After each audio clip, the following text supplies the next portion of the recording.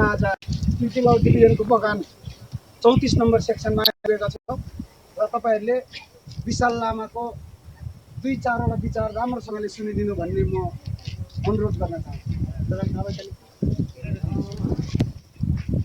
चलो भारत माता के গাঙ্গুটিয়া চা বাগানে প্রচার চালাচ্ছে কালচিনি বিধানসভা কেন্দ্রের বিজেপি প্রার্থী বিশাল লামা। চা বাগানে কর্মরত শ্রমিকদের মাঝে প্রচার চালাচ্ছে বিধায়ক বিশাল লামা।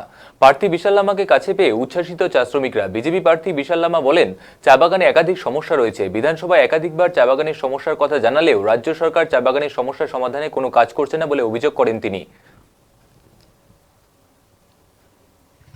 चेन्ज गर्नुपर्छ, बगान राम्रो बनाउनुपर्छ। ल एकदम ल है तपाईहरु सबैलाई अब ओजन भएको छैन काम गर्नु। यसपालि चेन्ज गर्नुपर्छ, बगान राम्रो बनाउनुपर्छ।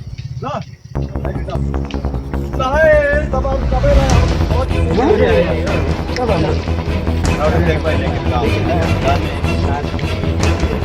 हाई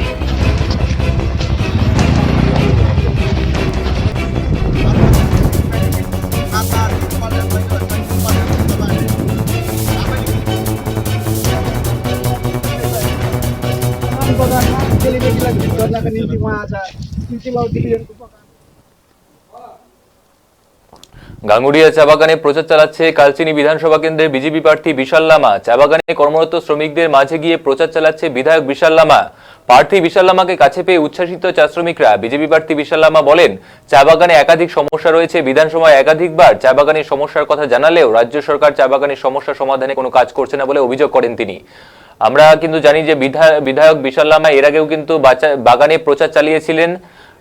প্রসঙ্গত তিনি কালচিনি কেন্দ্রের বিধায়কও ছিলেন এবং এবার পুনরায় প্রার্থী হিসেবে নির্বাচিত হয়েছেন বিজেপির পক্ষ থেকে বিধায়ক বিশাল লামা। গাঙ্গুটিয়া চা বাগানে প্রচার চালাচ্ছেন। এই মুহূর্তে যে চিত্র আমরা তুলে ধরছি, বিশাল লামা তিনি কিন্তু গাঙ্গুটিয়া চা বাগানে প্রচার চালাচ্ছেন। এর আগেও কালচিনির বিভিন্ন বিধানসভা কেন্দ্রের বিভিন্ন চা বাগানে কিন্তু আমরা দেখেছি তাকে প্রচার চালাতে। এবার গাঙ্গুটিয়া চা বাগানে সকালবেলায় কিন্তু তিনি চলে গেলেন এবং চা বাগানের কর্মরত শ্রমিকদের মাঝে গিয়ে প্রচার চালাচ্ছেন বিধায়ক বিশাল লামা।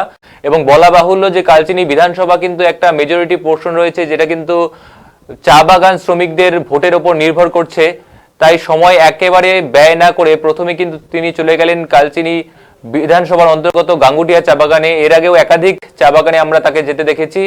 এই মুহূর্তে গাঙ্গুটিয়া চা বাগান থেকে তিনি শ্রমিকদের আশ্বাস দিলেন এবং সেই সঙ্গে তিনি বললেন, এর আগেও একাধিকবার বিধানসভায় শ্রমিকদের সমস্যার কথা তিনি জানিয়েছেন, কিন্তু রাজ্য সরকার তেমন ভাবে কোনো পদক্ষেপ নিচ্ছে না বলে অভিযোগ করেন তিনি। আমরা শুনবো তিনি কি বলছেন।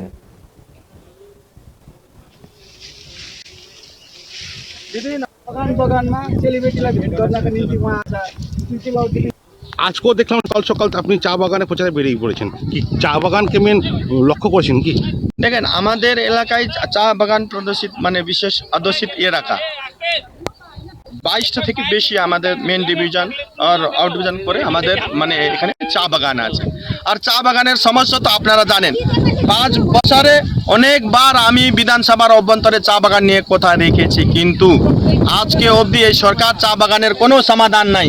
এই ওয়ার্কাররা পেমেন্ট ভালোভাবে পায় না, ওয়ার্কারদের পিএফ ভালোভাবে জমা হয় না। এই কথাটা কিন্তু আমি অনেকবার বিধানসভার অভ্যন্তরেও বলেছি। সরকারের মানসিকতা নাই চা বাগানের সামাজিক ও আর্থিক স্থিতি ভালো হোক, এই সরকার চায় না। সেই জন্য আজকে সবাইকে এই কথাটাই আমরা বলতে আসছি। ওনারা সবাই জানে, ওনাদেরও আগে অভিযোগ ছিল যে এরকম এরকম হচ্ছে, কিন্তু সরকার কোনো কান দিচ্ছে না। এটা তো সবাই জানে যে সরকার কি চায়। সরকার চা বাগান বিরোধী, এত স্পষ্ট। 15 বছরে চা বাগানের জন্য কিছু করতে পারে নাই। সরকার ওর মালিক মিলে উল্টা আমাদের শ্রমিকদেরকে এরা শোষণ করেছে। চা বাগান বন্ধ হয়ে যাচ্ছে, কাজ করার পর তাদের মানে কাজের যে পেমেন্ট পাওয়া সেটা পাচ্ছে না।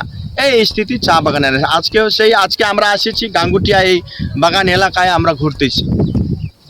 बगानमा सेलिब्रेटीलाई भेट गर्नका निम्ति म आज तिलौ डिभिजनको बगान 34 नम्बर सेक्सनमा आइपुगेका छौँ र तपाईहरुले विशाल लामाको 2-4 वटा विचार राम्रोसँगले सुनिदिनु भन्ने म अनुरोध गर्न चाहन्छु।